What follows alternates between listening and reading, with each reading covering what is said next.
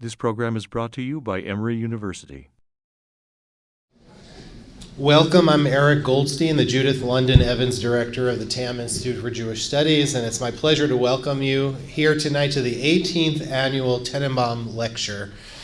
In the Jewish tradition, as you, I'm sure, know, 18 stands for the word life, and the Tenenbaum Lecture Series certainly has helped breathe life into the TAM Institute for Jewish Studies, so we're glad you're all here to celebrate this landmark with us. We're delighted to have tonight as our distinguished speaker Professor William Dever, one of the foremost experts in the archaeology of ancient Israel. The Tenenbaum Lecture was established by a generous gift from the family of the late Meyer W. Tenenbaum of Savannah, Georgia, a 1931 graduate of Emory College and a 1932 graduate of the law school. The driving force behind the establishment of the lectureship was Meyer's son Samuel Tenenbaum of Columbia, South Carolina. And as always, we're delighted to have Samuel and his wife Inez Tenenbaum with us tonight, as well as Samuel's sister Cookie Gale and her husband Barry Gale of Savannah. We'd like to thank you and the other members of the Tenenbaum family for your generosity in making this annual program possible and for your continued support of this and other Emory programs. Thank you.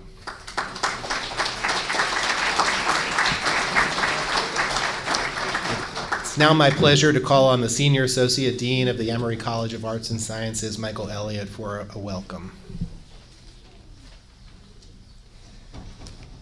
Thank you, Eric, and thank you all for being here tonight. On behalf of Emory College of Arts and Sciences, it's really my privilege and pleasure to welcome you here this evening and try not to take up too much of your time before you get to the main event. This is a really special occasion for the College of Arts and Sciences. The TAM Institute of Jewish Studies is one of the premier research institutes in the College of Arts and Sciences, and it's a place that really, to me, epitomizes the mission of what we're about as a college and as a university. It's a place where we bring our passion for history and the present together. It's a place where we have difficult conversations, challenging conversations sometimes about where we are as a society. And it's a place where we bring together our love of the past, our love of learning, and extend it to audiences that include folks from the community who come in to freshmen who come to us from all over the world. And it's a very special place, and we're led by able scholars, able leaders, and tonight we have a chance to bring them all together. So I'd like to thank Eric for bringing us all together, for the wonderful staff of the TAM Institute, which puts together all of the logistics that go into an event like this, and of course to the Tenenbaum family for their generosity and for their intellectual leadership really in making an event like this possible. The Tenenbaum Lecture really reflects the deep interdisciplinary commitment we have to the study of Israel and to the history of Jewish civilization at Emory. If you look through the brochure that you have, you can see the long list of topics that include everything from biblical history to archaeology to literature to film. And tonight's lecture extends that tradition to the very provocative topic of matrimony in folk religion in American Israel, in ancient Israel. And we're delighted to have William Dever here with us tonight, originally from the University of Arizona, but now currently residing in Pennsylvania. I will let Professor Oded Borofsky do the formal introduction of Professor Dever, but I want to do a small introduction of Professor Borofsky first. In some ways, we're talking about leadership. There's no better person to represent that than Professor Borofsky, who has been on the Emory faculty since 1977, who has really been one of the people who has led and built Emory that we know today and the study of Jewish history and civilization. He has chaired departments. He has led departments whose names are no longer with us. He has created programs from the ashes and dust, and he has really made a university that I'm very proud to have as my home. And I can think of no better example of scholarly leadership than Professor Borofsky. For those of you who are fortunate enough to have time tomorrow, there's going to be a scholarly symposium dedicated to his work, and there's no better tribute than that. So please join me in welcoming him to the podium, Professor Borofsky.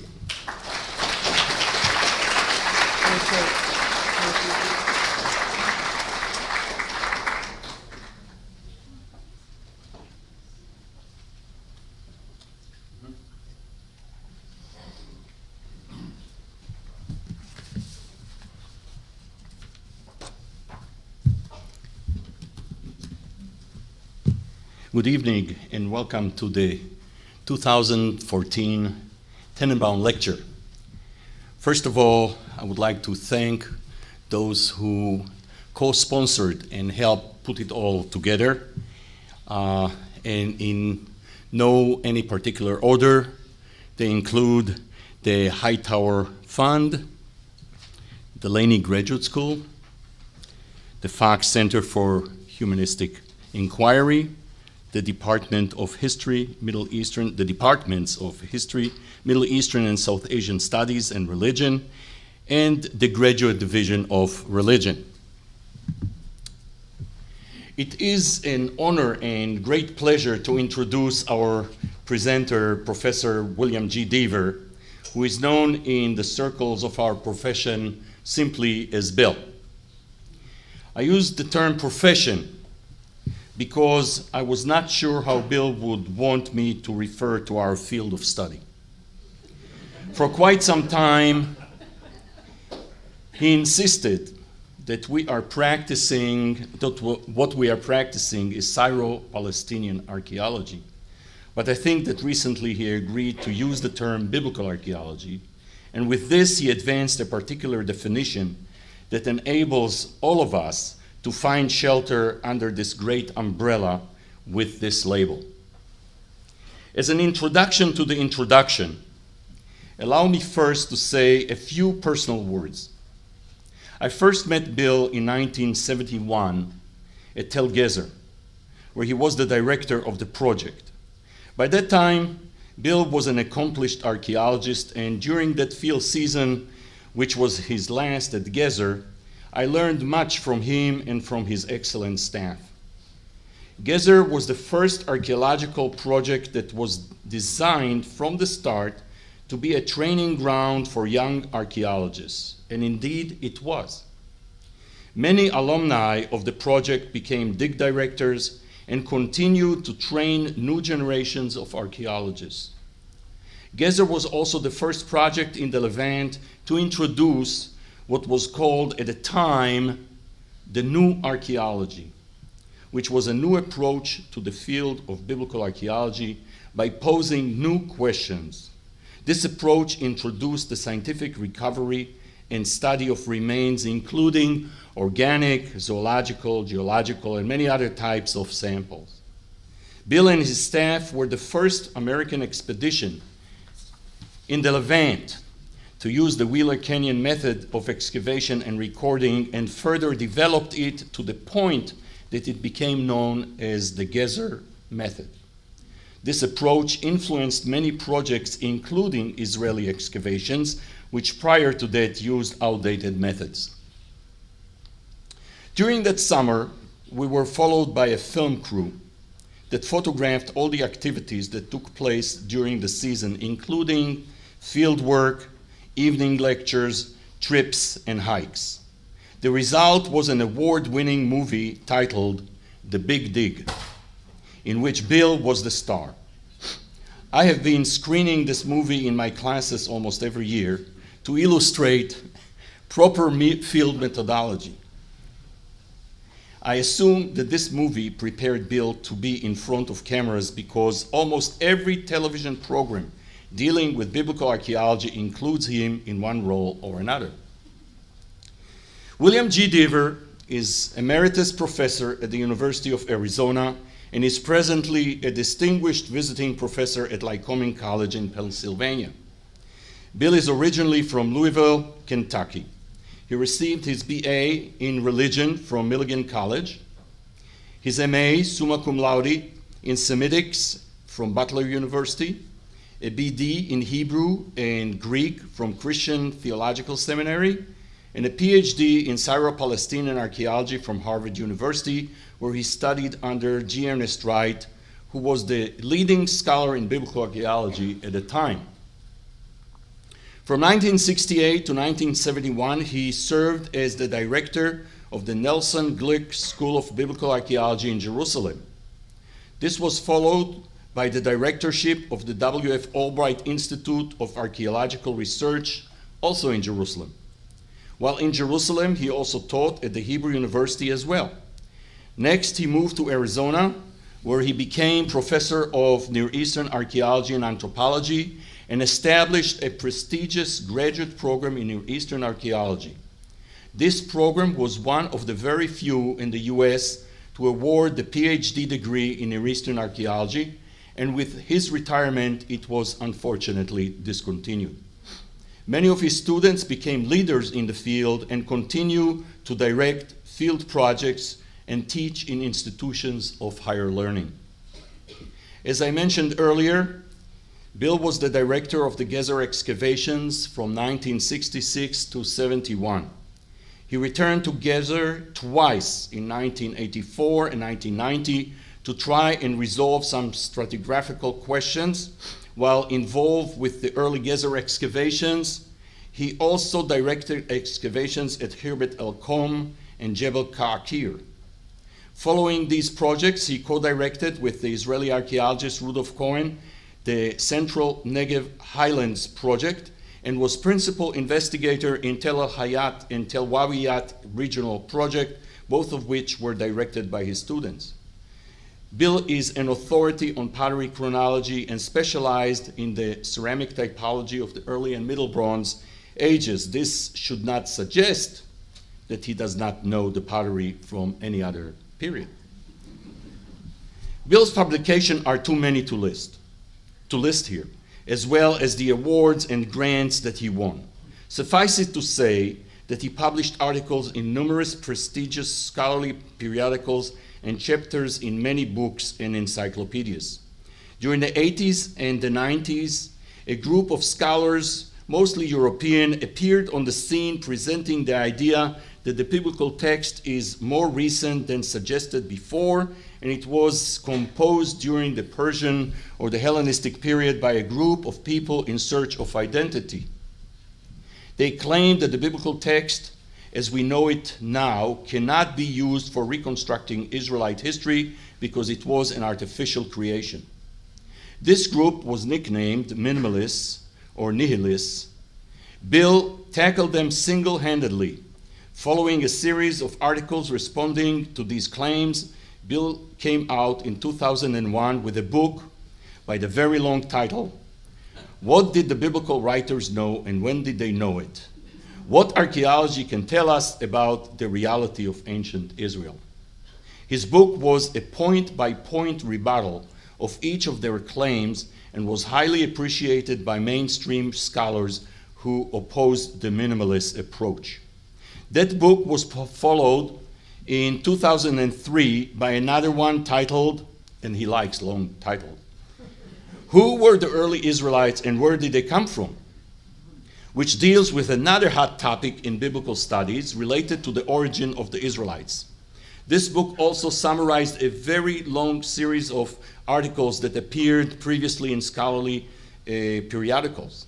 It presented in a very clear way Dever's theory for this question and was debated and is still being debated in scholarly circles. In 2005, Professor Dever published the book which is the background for the lecture tonight, Did God Have a Wife? Archaeology and Folk Religion in Ancient Israel. As you will find out soon enough, the notion of the God of Israel having a wife was hard to swallow, and like other topics dealt by Bill, is still debated by scholars. Bill Dever's last book, published in 2012, is titled The Lives of Ordinary People in Ancient Israel, Where Archaeology and the Bible Intersect. This last book deals with a topic very dear to my heart, but it takes a new approach. In this book, Dever tries to reconstruct daily life on the basis of archaeological evidence with as little help from the biblical text as possible. Needless to say, the major part of his data comes from the 8th century BCE, which is the topic of our symposium taking place tomorrow, starting at 8 a.m. in the Jones Room at the Woodruff Library. And it will end around 6 o'clock. You are invited and encouraged to come to as many sessions as you can.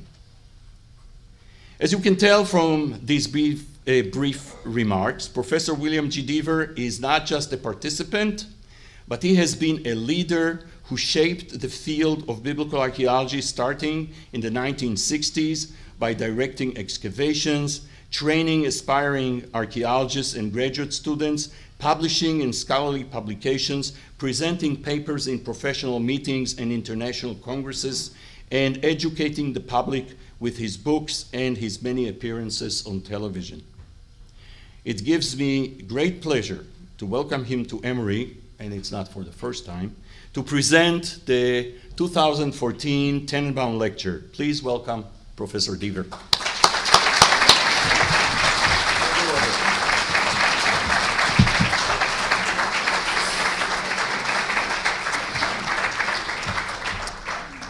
Good evening, ladies and gentlemen. Let me thank Oded first for his kind introduction, but you wouldn't believe how much I had to pay him to say those things. I also, of course, want to pay tribute to the Tenenbaum Enrichment Fund, which has brought me here and sponsored so many lectures in this series, and to the Tam Institute for Jewish Studies. Oded's own books on daily life in ancient Israel, on agriculture and animal husbandry, are basic research tools for all of us. At 80, I don't go out quite as often as I do, but I wouldn't have missed this occasion for anything because I want to help honor Oded, and we shall do so all day tomorrow in a series of lectures. I do like long titles. When I wrote the book about ordinary people, my wife said to me, but you never met any ordinary people, you're an academic. But she says, I have, and some of them are interesting, so I wrote the book. Now, the title, Did God Have a Wife, will be unsettling, perhaps, to some of you, so I want to offer you some reassurance. Yes, he did have a wife, but he divorced her, so it's all right. She got everything, of course, and he got the Jewish people, which wasn't a great bargain. But tonight I want to talk about what I shall call folk religion, although others might call it family religion or household religion. Sometimes it's opposed to what might be called official religion or state religion, but that's a false dichotomy. It's not that simple. In any case, until recently, the Hebrew Bible was really the only source we had for reconstructing ancient Israelite beliefs and practices. But about 100 years ago, archaeology began to provide new information, and in the last 20 or 30 years, it has revolutionized our understanding of Israelite religion, at least in one fashion. Now, you might think the Hebrew Bible would be an adequate source. The book is all about religion, but it isn't a good source. It's limited, and you will understand if you think about it for a moment. The Bible was written, first of all, long after most events had transpired, in some cases centuries later. Not only that, it was written by a handful of elites attached to the court and the temple in Jerusalem. It was not representative of the majority of people. And it was written by men. Do you think if we had a women's Bible, it would make any difference? Oh, yes. Yes. And finally, the Bible is an idealistic picture of what Israelite belief and practice should have been like had these fellows been in charge, but they never were. The Bible is a minority report. After the committee had done its work, this minority report tries to reconstruct religion to suit the few who wrote the Bible. So keep that in mind. Now, archaeology provides us another window through which to look at Israelite beliefs and practices, a new tool for understanding ancient Israel. And as Oded said, recently I have argued that the Bible is now a secondary source. Don't be shocked. The Bible is limited. I'm going to say something so simple it sounds silly. You cannot wring out of the biblical text any more information than there is in them.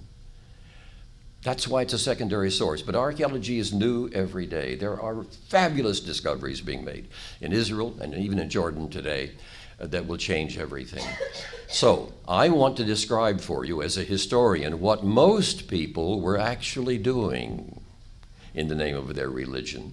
One of my colleagues has said the real religion of ancient Israel is almost everything the biblical writers condemned. That's it. That's it.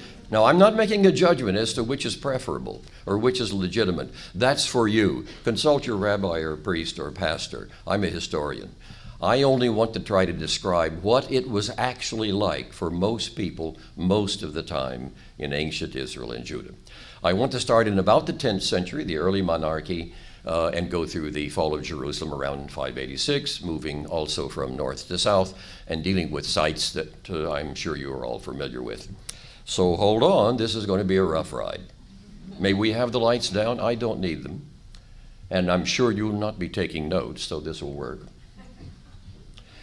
You are all familiar, of course, with many of the sites we will talk about, beginning all the way at Dan, up on the northern border with Syria and Lebanon, and extending all the way down into the Negev Desert and across, in fact, into the Sinai Desert.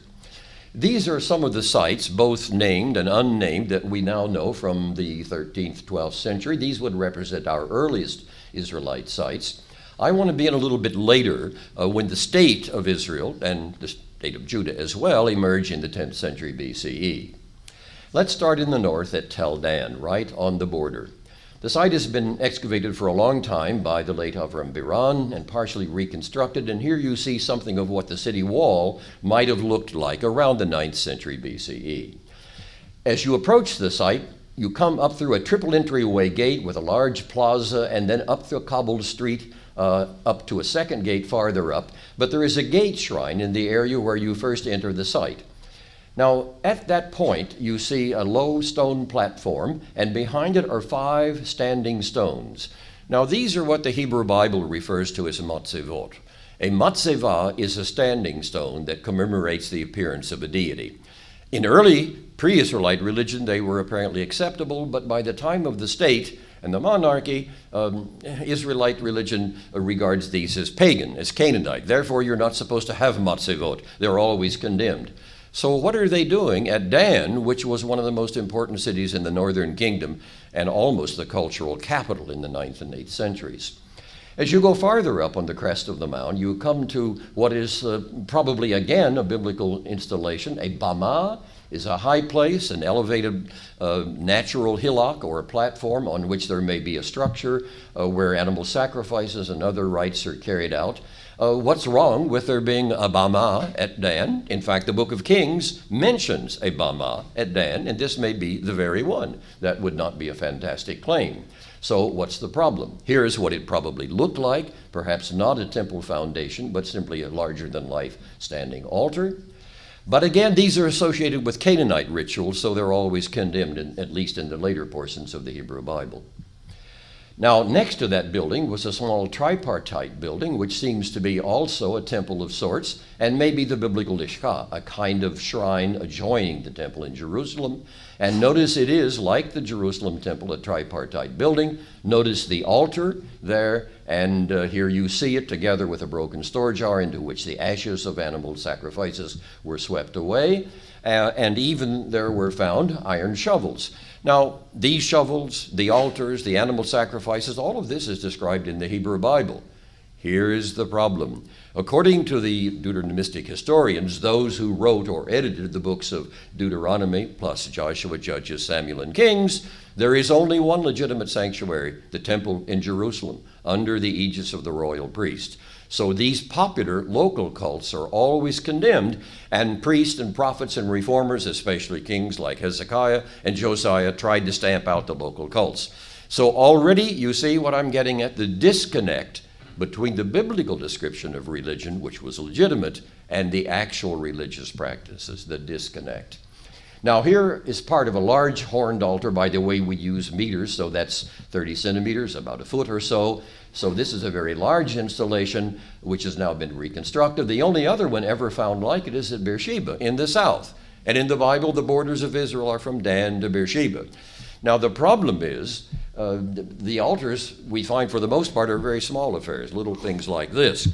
According to the Bible, you could flee to the cities of refuge and cling to the horns of a big altar like this and nobody could drag you away. If you were holding on to one of the little fellows, they would carry you and the altar off. So the altars that we actually have don't fit the biblical description very well.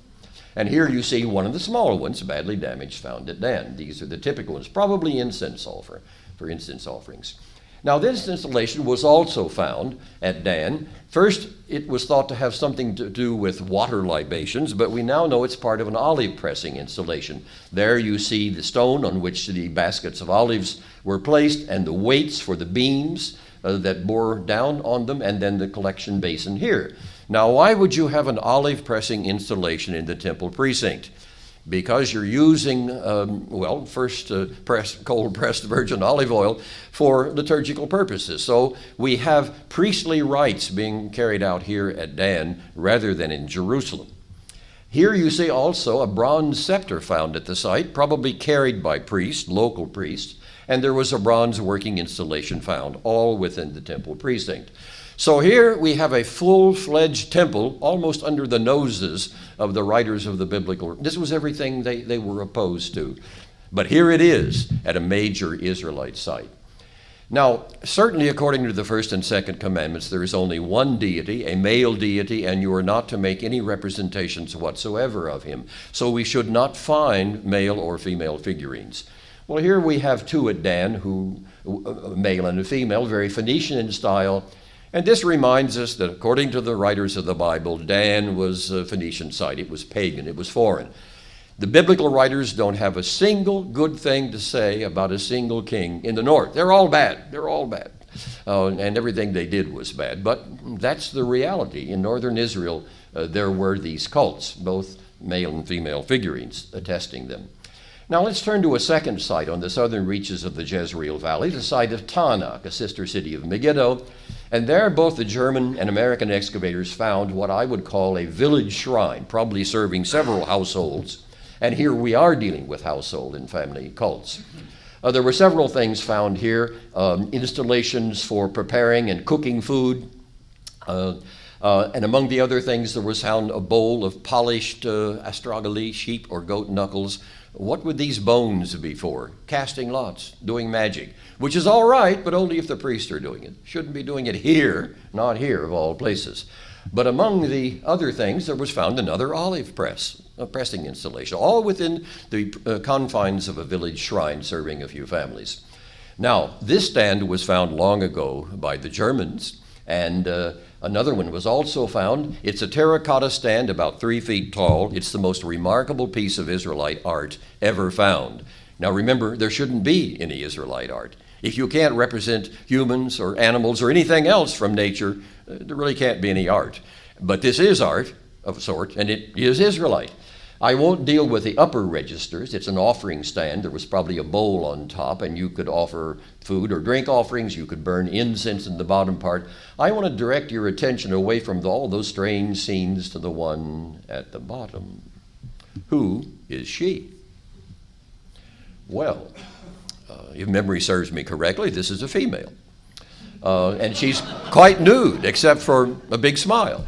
And she's holding two lions by the ears. Now, we find this amusing, but it means something.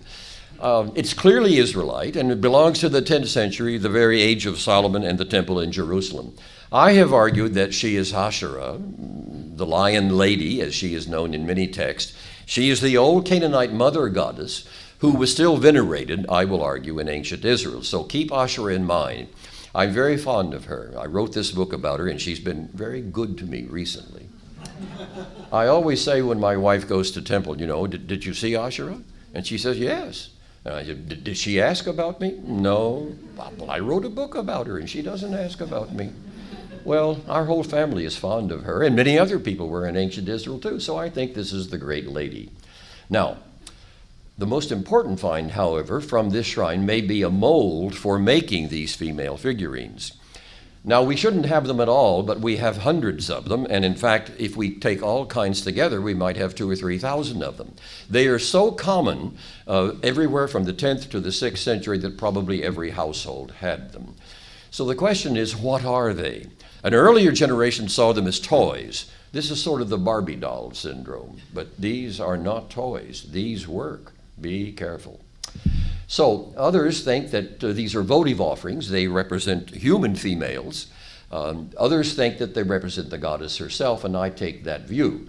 Not everyone agrees, but I think the opinion is growing. In any case, they have something to do with a female, probably a goddess, or her worship, and I connect them with the goddess Asherah, as most scholars do, in one way or another. Now notice it's a mold, so these things were mass-produced. It's like buying candles in a church. You could go and for a shekel, you could buy one and take it home.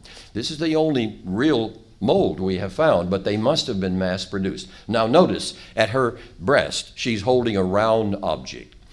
Now that's sometimes thought to be a tambourine, but one of my students did his dissertation on ancient Israelite music, and you don't play tambourines that way. It might be a frame drum. I think it's a cake, a mold-made cake, and I remind you that in the book of Ezekiel, there's a fabulous denunciation of popular religion, and the prophet says, why, it's so bad that the children gather sticks for kindling, and the men build fires, and the women bake cakes for the Queen of Heaven. Who is the Queen of Heaven? And what are Israelite and Judean women doing baking cakes for her?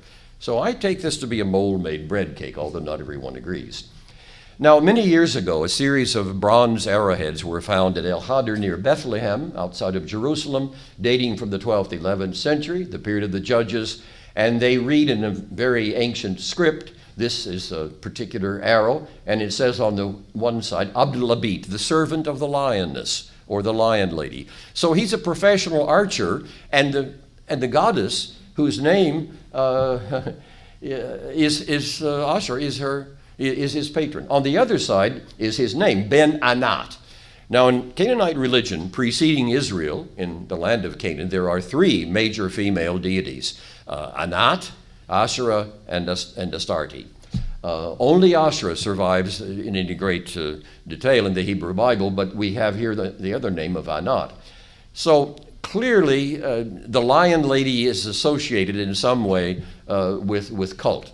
Now, the third site I want to talk about is Tel El Farah, now in the West Bank and the territories, which was the first capital of the northern kingdom before Samaria in the 9th century. Once again, we have here a double entryway gate, and as you come in, there's another shrine. And notice the matzevah, the standing stone, about 10 feet tall. And notice the basin, again, perhaps having something to do. Now, why these gate shrines? Travel was dangerous in antiquity, and when you went out of the safety of the city, you prayed for a fortunate journey, and when you came back, you were glad to be alive. At Kennedy Airport in New York, there are 3 chapels where you can pray on your way to the Middle East, and I suggest you visit all 3. Can't hurt when you go, as I'm going next month. So these gate shrines turn out to be very important, but they're only vaguely alluded to in the Hebrew Bible, and yet they were probably quite numerous. Now, among the finds of the French excavators of Tel El Farah were these figurines, and in the center at the top, you see again the female with the object we've been discussing at her breast. Here she's dressed, at least the lower body. She's bare from the waist up. Look at number 3 on the right, and she is quite nude. Some scholars have simply called her the naked goddess. I prefer to name her as Asherah. Notice at the bottom you have other representations of a pregnant woman or a woman nursing. Now, earlier scholars call all of this kind of popular religion or folk religion fertility religion. These were fertility cults. They had to do with reproduction. So let's keep that in mind as we proceed to ask who she is. Now, also found at Tel Farah, and again from the age of Solomon, is what we call a naos, or a model temple, terracotta model, about a foot tall. In some cases, you have a deity or a pair of deities in the doorway of the temple, but here the temple is vacant. Now, I want you to notice on both sides, the columns are in the form of trees, palm trees in this case. The volutes are upside down. You don't have palm trees here much, but Tucson, we have a lot of palm trees, and so do we have in Cyprus. So these are clearly trees, as many scholars have recognized. Now, if you look between the trees, you see what, and you'll have to take my word for it, is a crescent, a moon crescent, which is also a symbol of the goddess, and the stars may be connected with the stars of Pleiades. These are all astral symbols that are connected with deities, both male and female. So these are model shrines. And certainly we would not expect to find them at Israelite sites, but we do. Here is one from Idalian, the site my wife is excavating. We live just a couple of miles away. And here we see a complete model from about the 6th century. And notice again the trees as columns. Now here, if you look in the doorway, you see the goddess, a nude female. And look around the side at the window, in case you missed her there, she's looking out the window. And if you go around the back, she's there too. It's a slow Friday evening, and she's drumming up a little business. Come to my house, come see me.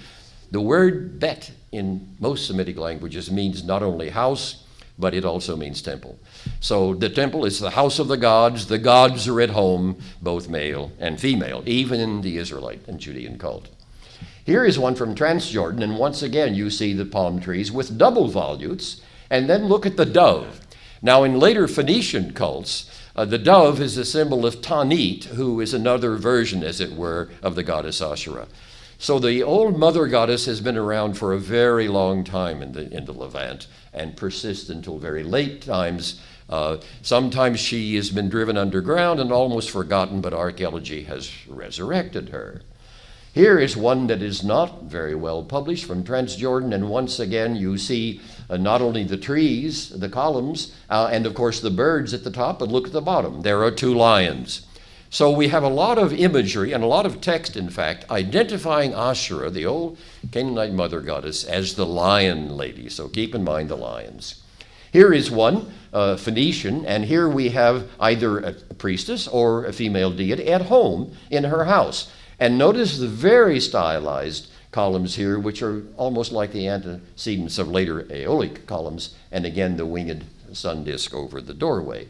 So all of this imagery is strange. Here is one also from Cyprus, and wherever you see figures like this with a kind of bouffant wig, that is the Egyptian cow goddess Hathor, who is connected with Asherah. And in case you missed the point, she is wearing as a hat a naos, and there is the other representation of the lady in the doorway on the hat. So this one, over here on the wall, right here. Thank you. There she is, you see. So there is Asherah in the guise of Hathor, an Egyptian goddess, and she has her temple carrying it around on her head as a hat. Remarkable that you have it here. There are many versions of this, especially from Cyprus in the Phoenician world. Now, many years ago, I used to visit the tomb in the garden of the French school, the École Biblique, and in the bench tombs there, I noticed these peculiar headrests, and this is obviously, again, the Hathor wig. Now, here's my point. Previously, we thought that, folk religion was primitive and it was exercised out in the countryside, but not in Jerusalem, the spiritual capital. But the point is here, 100 yards from the temple, a Judean woman could be buried for eternity with her head in the wig of the goddess. So something clearly is going on that doesn't fit the biblical descriptions of monotheism. Now, let's look at the only other full-fledged temple we have ever found at Arad in the south, east of Beersheba, excavated by Israeli archaeologists, never, however, fully published. Here is a plan of the building, and it's, again, a tripartite building. The outer room is the large courtyard with the altar, and then you come into a broad room with benches where offerings would have been made, and then finally, at H, you have the Holy of Holies, the little inner sanctum, the Debir. Now, my name, Dever, in Israel, unfortunately, is pronounced Dever, which means plague or pestilence. So I don't like it. I add a yud and change it to Devere, Professor Holy of Holies. In any case, this is startling because it's built on the same tripart arrangement as the temple in Jerusalem. When it was first found, archaeologists were reluctant to admit that it was a temple, and then they were reluctant to admit that it was Israelite. However, this is precisely, I think, the kind of local temple that reformers like Hezekiah and Josiah tried to destroy. Now, here is where I want to tell you something that will help you. What I'm describing for you sounds rather strange. Were people actually doing this?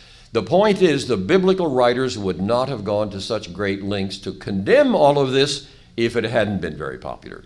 So they give themselves away in talking about their ideal religion. They can't help dealing with the reality. So this shouldn't be really so surprising. It's not revolutionary. If we had read between the lines in the Hebrew Bible, we would have known this long ago.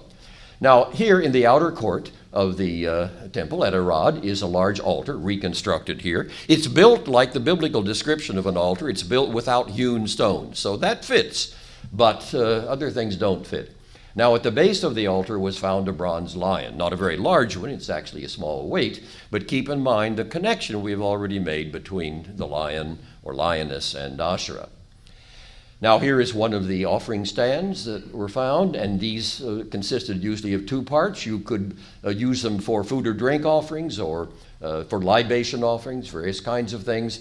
And again, the Hebrew Bible describes these offerings. But as far as I can tell, the Hebrew terms for these kinds of offering vessels do not fit the ones we have. So here is another one of these disconnects. Now, among the text found were ostraca mentioning a temple, a house of Yahweh. I don't think it's the Jerusalem temple. I think it's the temple at Arad.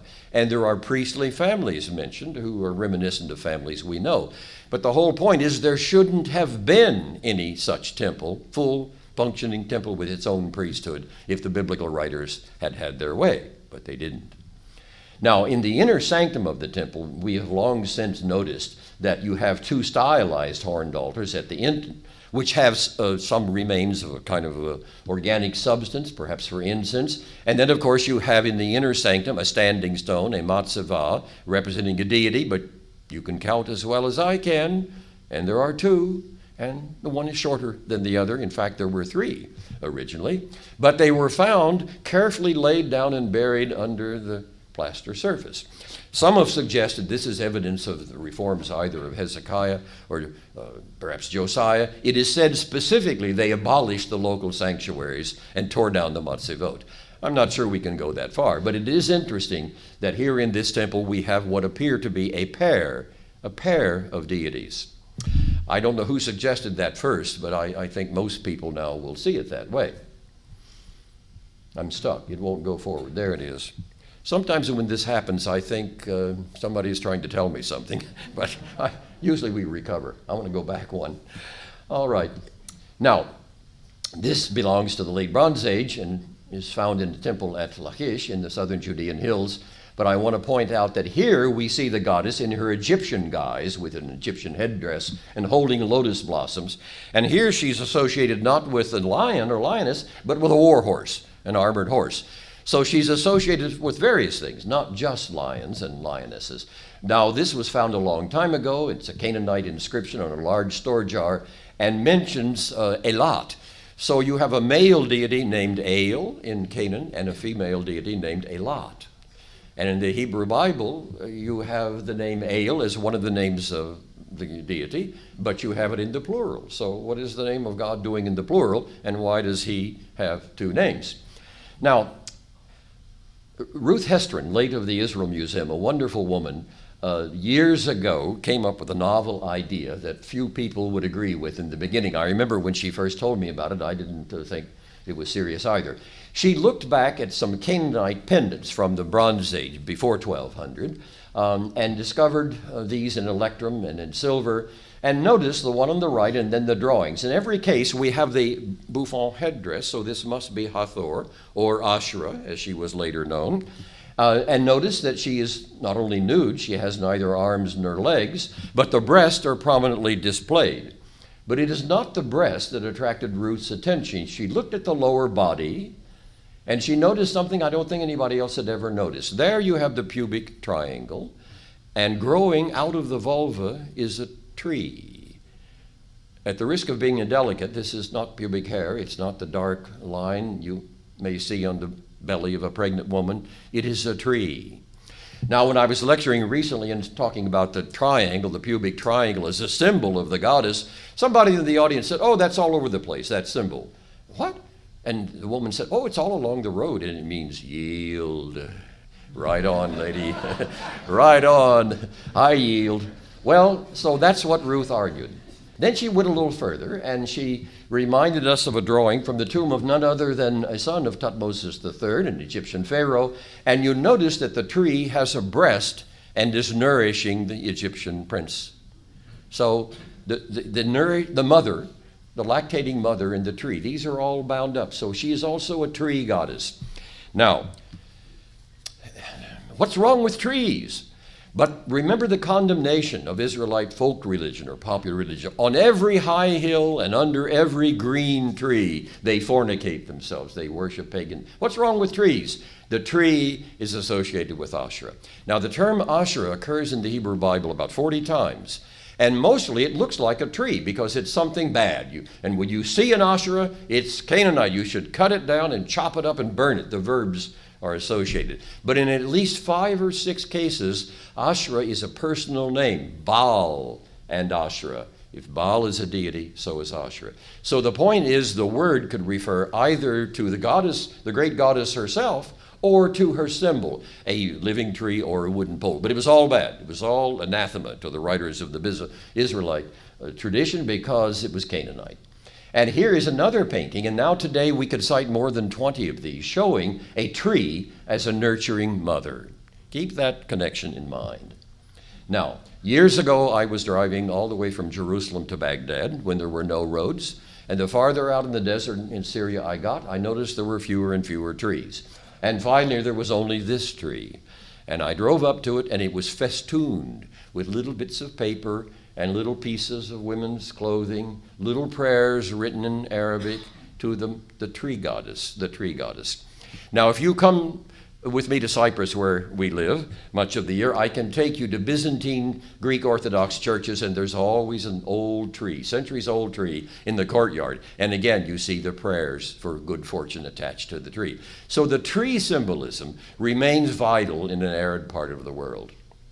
In Tucson, we worship trees too, because we don't have many. So keep in mind the tree connection. I want to go quickly to a site we'll discuss more tomorrow, the site of Kuntillet Ajrud, in the Sinai Desert, excavated by the Israelis in 1978, 100 years after it was first found, and here you see it on the map. It is back in Egyptian hands now. This is an 8th century fort combined with an inn and a shrine, I think, which is actually very remarkable as an illustration of popular religion or folk religion. Here is the site itself, a hilltop shrine, quite isolated along the old caravan routes. Here is the plan of the major building, and you see it's a courtyard fortress with double walls and corner towers, rather like many of the other Negev Sinai fortresses. But at the entrance, where you see the offset gate, we have a series of plastered rooms and inscriptions which are indeed remarkable. The site is very isolated, visited perhaps only by a few Bedouin today, but in antiquity it may have been a major stopover for caravans crossing this area. For a long time, these inscriptions were not well published. I looked at them in the late 70s with Zev Meshel, and when I first began to read the Hebrew inscriptions, I could hardly believe my mind. It was published fully only last year. For a long time, it was almost too hot to handle. These are typical 8th century graffiti, essentially, in Hebrew. This one, we now have the rest of it, but it has something to do with a prayer for good fortune. So again, traveling through the desert, you would pray for a safe journey, whether you were a trader or a pilgrim or whatever you were doing. So these plaster inscriptions turn out to be very important. Well, among the various offerings here was this large bowl, an enormously heavy thing, but a votive offering. And again, it's inscribed in good classical biblical Hebrew. The names are also biblical. Belonging to Abdio ben Adnah, blessed he be, may he be by Yahweh. Notice Yahweh, the name of the Hebrew, the Israelite God. So there is no question that this is Israelite. The pottery is both Israelite and Judean and suggests a mixture of elements coming from both north and south. So these inscriptions are mostly of a religious nature, which is not surprising.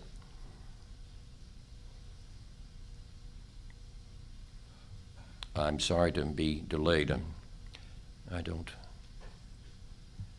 doesn't like me. All right. Now, among the paintings on the large store jars are some remarkable scenes. Now, remember, there shouldn't be any Israelite art. It's prohibited. Keep in mind the way the cow is licking the tail of the calf, the way the calf is suckling. This is a traditional scene, but it's a Canaanite scene, and we know it very well from many ivories. Here's one from the 9th century, a century or so earlier, from Syria probably, showing the very same scene.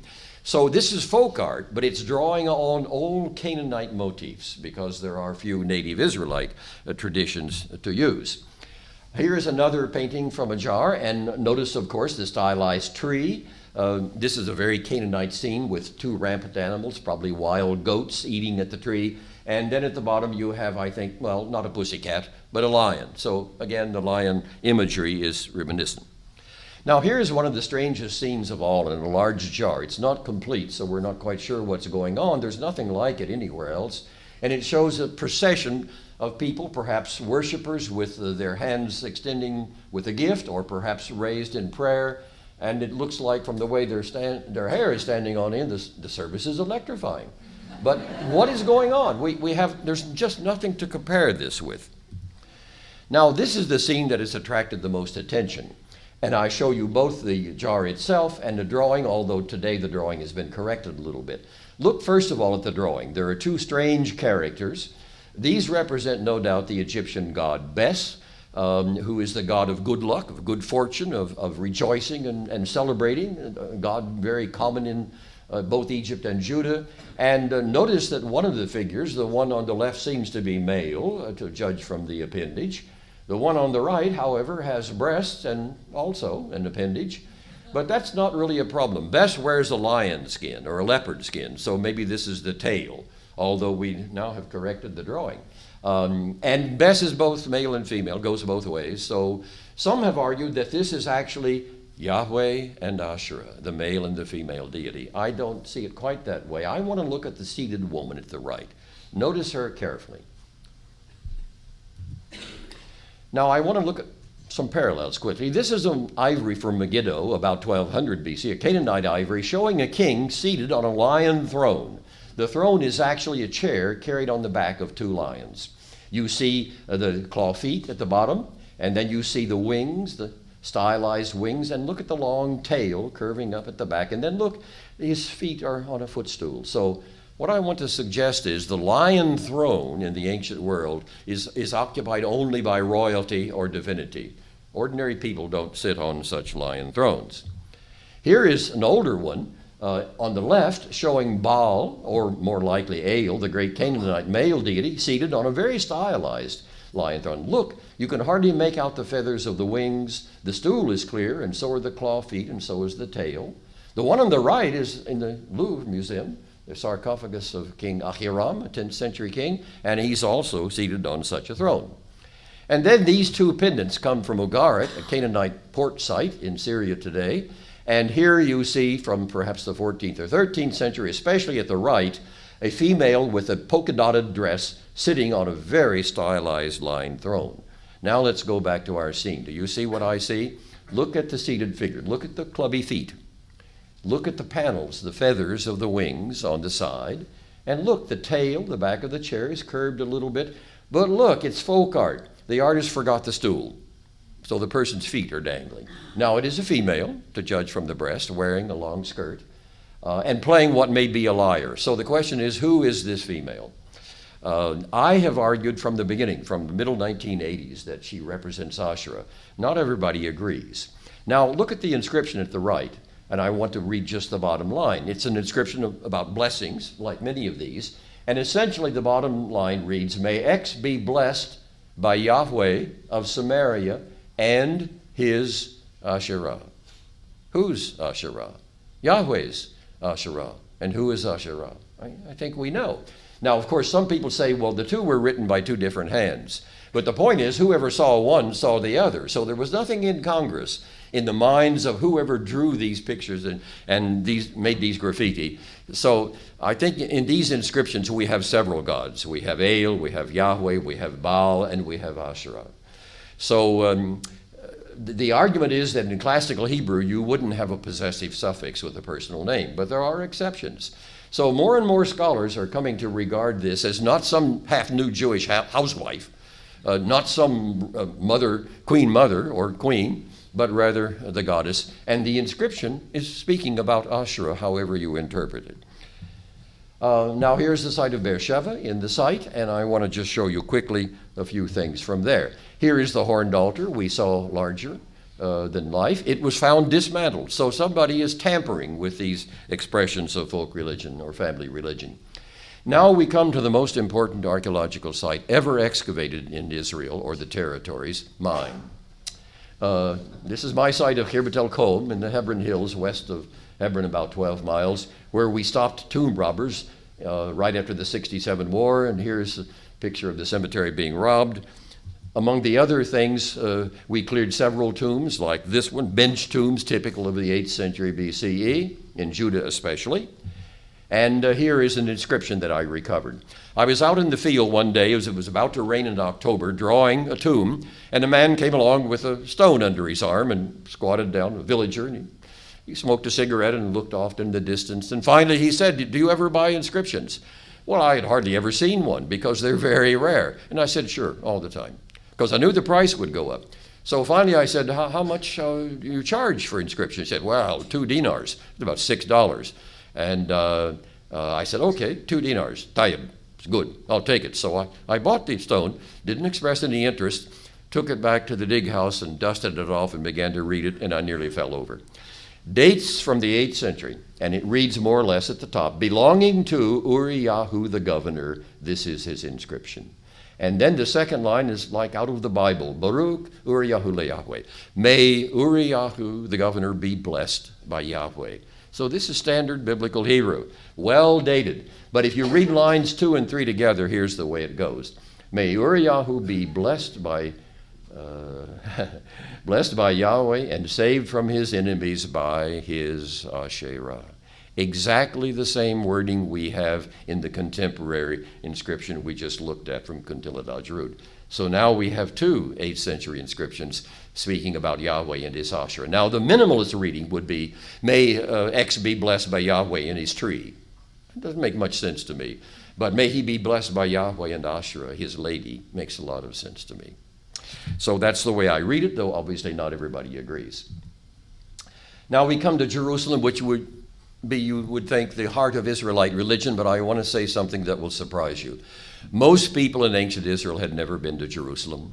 They certainly had never been in the temple in Jerusalem, which was a royal chapel and could be visited mostly by the priest and high priest. It was a long and difficult and dangerous mission.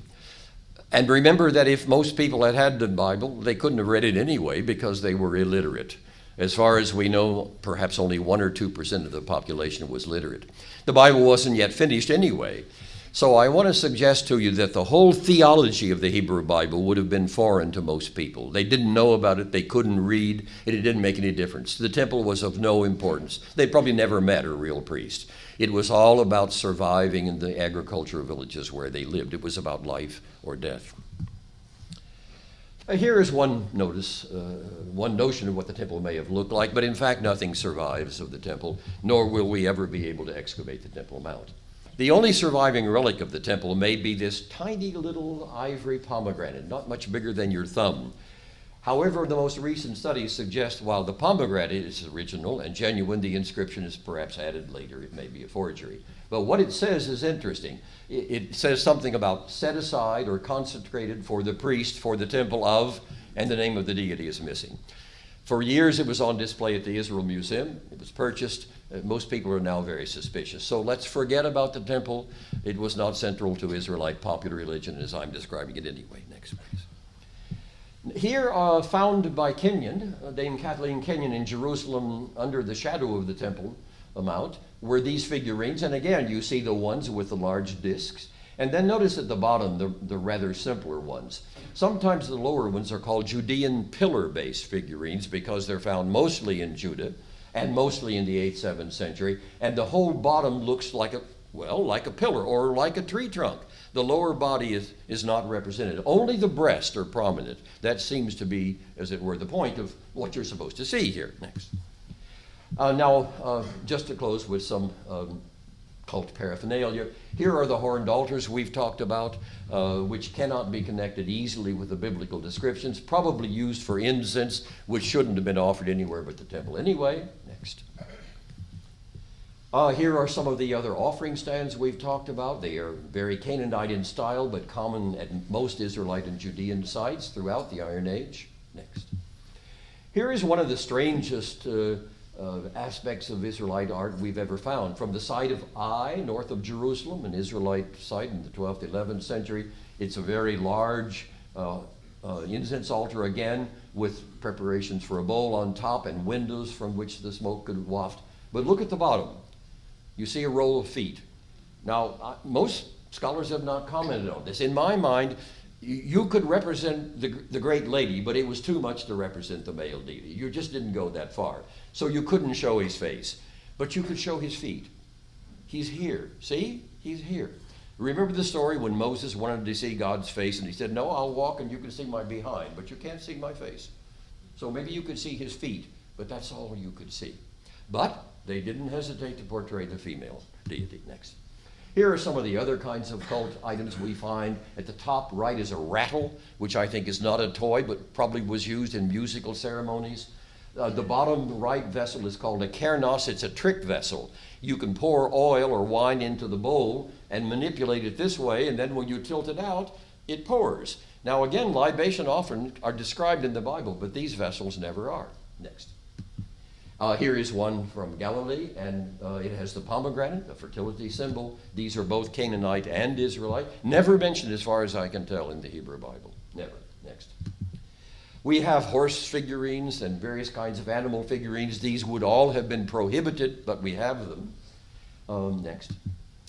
Here is a chariot, a model chariot from Canaanite times. In the Bible, Yahweh is sometimes described as riding across the sky in his chariot. So the imagery of many of the biblical stories is basically Canaanite. Next. Now I want to speak in closing about the figurines. Here are some from Jerusalem and elsewhere in Judah, the Judean pillar-based figurines. The more elaborate ones have a mold-made head, separately made and attached. The simpler ones just have a kind of pinched face. Now these have been the subject of a great deal of discussion, as I've suggested. Tomorrow we will discuss them further. I believe that they really are representations of the great goddess. I think they were probably used by women to conceive and to bear and to nurse a child, which was very dangerous and difficult in antiquity. I wouldn't use the word fertility cults, but perhaps we're talking about the notion of plenty and of sustenance that the gods prepared. Next. Here is a Phoenician one from Achziv on the coast, and notice here she's playing a frame drum, to be sure. These are different from the Judean ones. Next. Here, again, are Phoenician examples, and here you have the pregnant woman, sometimes nursing the child. These may well be votives. They may be representations of humans. But I think the Judean ones are probably representations of the goddess. Next. Now, we also know that Asherah was worshipped in Phoenicia, and here is an inscription from Tel Mikne, biblical Ekron, and it says in a Phoenician script, for Asherat, the Phoenician form.